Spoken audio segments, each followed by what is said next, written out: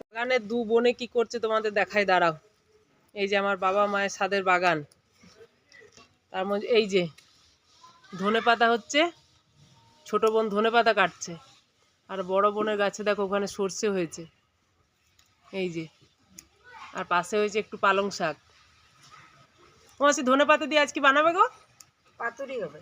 বাহ, তাহলে আজকে মাসি একটা পাতুরি রেসিপি বলেছে, ওই রেসিপিটা মাসি বলে বলে দেবে, আমি বানাবো, সেটাই তোমাদের আজকে দেখাবো। ঠিক আছে। সেই জন্য দু বোনে এখন বসে এখানে ধনেপাতা তুলছে। আর কী দিয়ে বানাবো তোমাদের পরে স্টেপ বাই স্টেপ বলছি।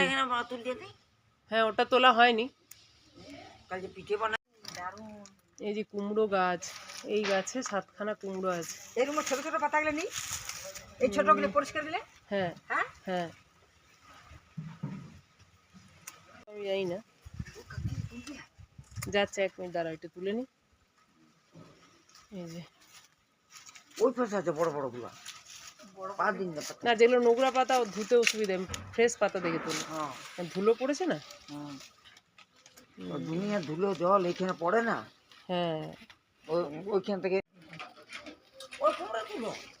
হ্যাঁ, নিচ্ছি, পাতাটা নেক মাসি। ওখানে দুটো পাতালা।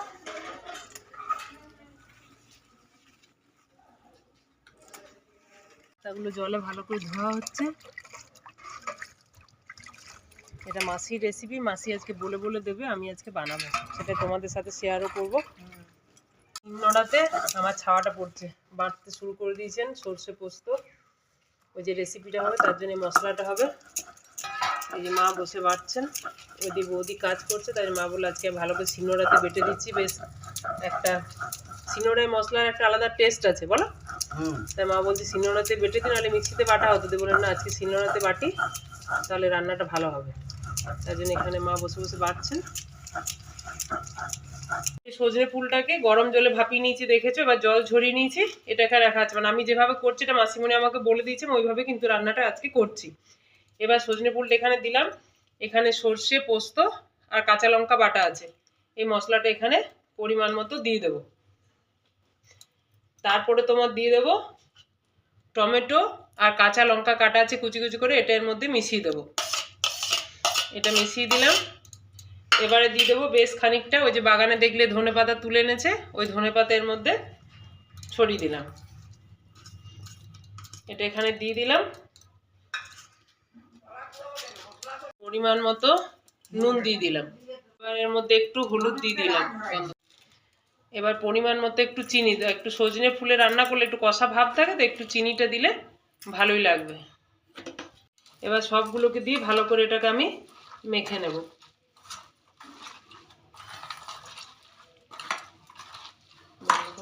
কমপ্লিট হয়ে গেছে। এবার এর মধ্যে বেশ খানিকটা কাঁচা সর্ষের তেল মিশিয়ে দিলাম। এবার এটাকে ভালো করে আবার মিশিয়ে নেব। এবার কিভাবে বানাবো, মাসিমণি কিভাবে বলেছেন পাতুরিটা হবে, সেটাই তোমাদের দেখাবো, চলো। তার জন্য তোমরা যে দেখেছো গাছের কুমড়ো পাতা তুলে এনেছি, সেটা দিয়ে বানাবো, কিভাবে বানাবো সেটা দেখাবো, চলো। কুমড়ো পাতাটা নিলাম, এই কুমড়ো পাতার এই অংশটা কেটে ফেলে দেবো। এটা লাউ পাতাতে হলেও খুব ভালো হয়, কিন্তু আমাদের আজকে লাউ পাতা পাওয়া যায় না, ওই যে বাগানে কুমড়ো গাছ ছিল, দেখলেই তোমরা যে কুমড়ো পাতা তোলা হয়েছে। এবার এটাকে পরিষ্কার করে ধুয়ে রাখা আছে। এবার এটাকে আমি মাঝখান থেকে কেটে বের করে নেবো, আলাদা করবো দুটো। এই বড় পাতা তো, এটা থেকে আমি দুটো করবো, অন হয়ে যাবে। হয়ে গেছে, একটা পাতা এখন সরিয়ে রাখলাম। এই পাতাটা নিলাম, এর মধ্যে যে জিনিসটা আমি বানালাম, এই যেটা, এটা পরিমাণ মতো এখানে দিয়ে দেবো, দেখা যাচ্ছে এই পজিশনটা, এখানে দিয়ে দিলাম। এবার যদি কেউ লঙ্কা বেশি পছন্দ করেন, চাইলে এখানে একটা লঙ্কাও দেওয়া যেতে পারে। একটা লঙ্কা দিয়ে দিলাম, যে যে ভালোবাসেন এইভাবে মাঝে একটা লঙ্কা দিয়ে দেবেন, খুবই ভালো লাগবে। হয়ে গেছে। এবার এটাকে সুন্দর করে মুড়ে নেব, চারপাশ থেকে মুড়ে দেবো,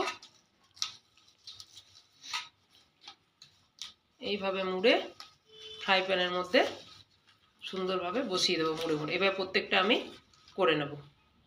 এটাকে এইভাবে ফোল্ড করে নিয়েছি। এবার এখানে কড়াই বসিয়ে দিয়েছি। এবার এর মধ্যে সরষের তেল দেব, তারপর এগুলোকে হালকা করে ভাজতে থাকবো। বসিয়ে দিয়েছি দুটো, এবার উল্টে পাল্টে এটাকে ভাজা হবে আস্তে আস্তে।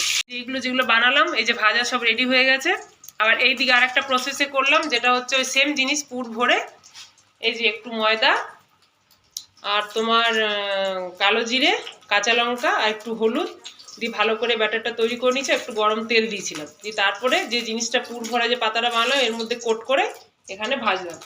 এটাও কিন্তু খেতে খুব দারুণ লাগবে গরম ভাতের সাথে, একদম মুচমুচে। যে যেভাবে পছন্দ সেভাবে বানিয়ে খেতে পারো। এই যে কি সুন্দর তৈরি হয়েছে।